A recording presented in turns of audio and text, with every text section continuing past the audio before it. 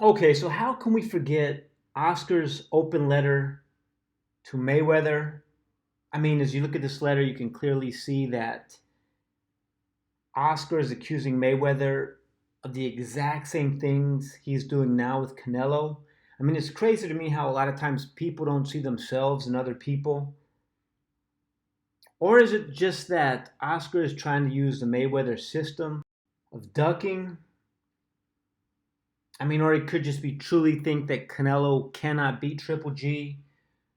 Or, I mean, it could be something just crazy like, De La Hoya is having financial difficulties and trying to make this fight large enough that he's able to clear all the debts or clear all of his debts. Who really knows?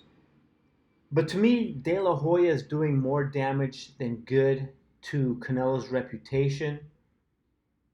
I mean, we see things like almost like they're just copying it. I mean, in some of the 24/7s, we see Canelo is trying to display his wealth, kind of the same way Mayweather did. And, Canelo just looks out of character doing that. But it might be HBO's idea, it might be De La Hoya's, or who really knows? Maybe they've done their research and that's what people want to see.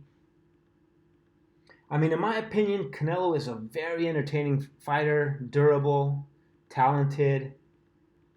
It just seems like his handlers, like I just said, are probably doing more damage than good.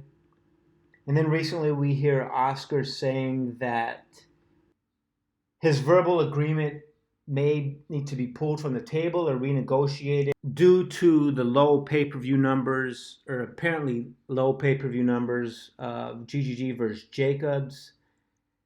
And, as we look here, Canelo, his numbers are, I guess they're actually pretty good. But of course, I'm assuming Canelo versus Chavez Jr. will do very well.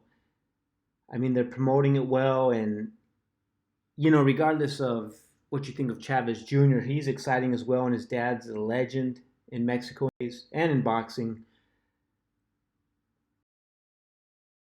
If Canelo does beat Chavez Jr. and he's a huge betting favorite, you have to wonder how that will further hinder this process if the fight does successful as far as pay-per-view numbers.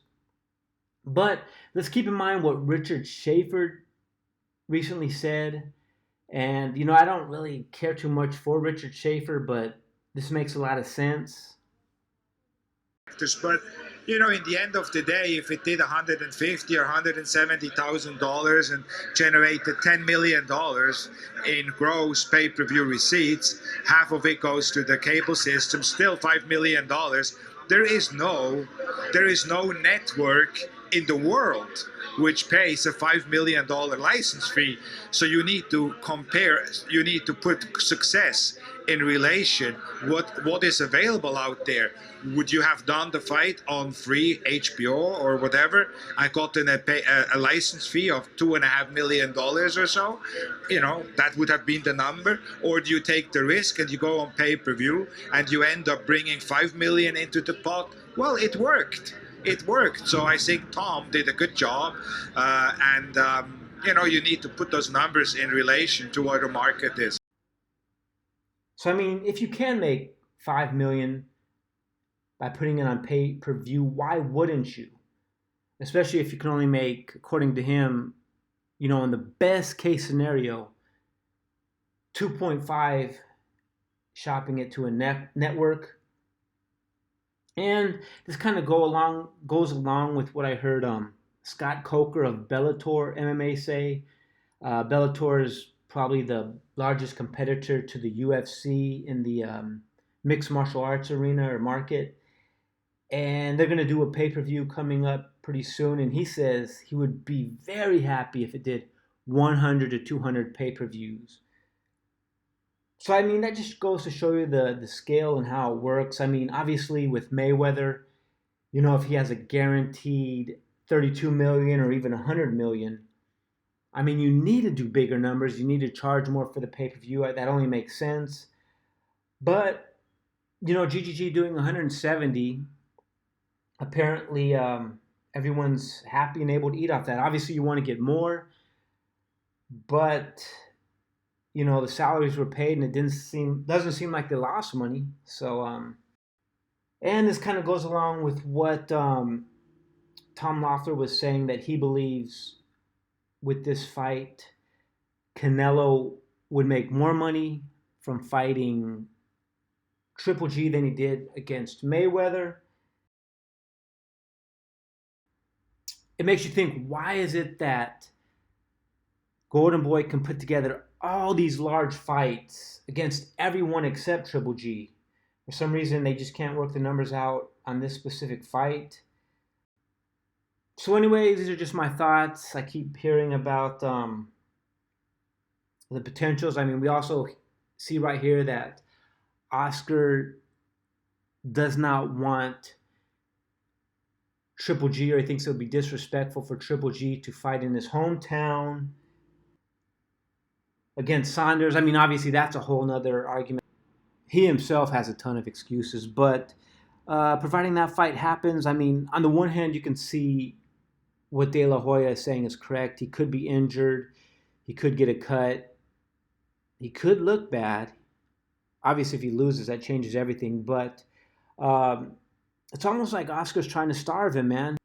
He doesn't want him to make money. And what's even more concerning is he probably doesn't want him to get more popular. I mean, assume GGG gets all the belts and runs right through Saunders.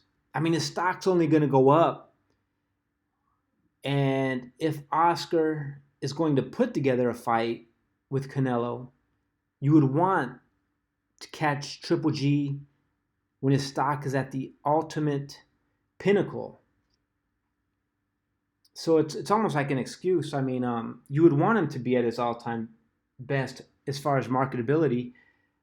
So it's almost like he's trying to stagnate, or keep GGG's success or popularity very low, and also prevent him from making a lot of money and also making history. Anyways, I just thought Oscar's getting very hypocritical, more so by the day. That's just my thoughts. But with that being said, I do hope that Canelo versus Chavez Jr. is a great fight, and I hope that it does well pay-per-view wise. I hope it's a huge success. I just hope that Oscar doesn't use that too much to his advantage to try to weasel out of fighting Triple G. Anyways, with that being said, you guys take care. Have a great day.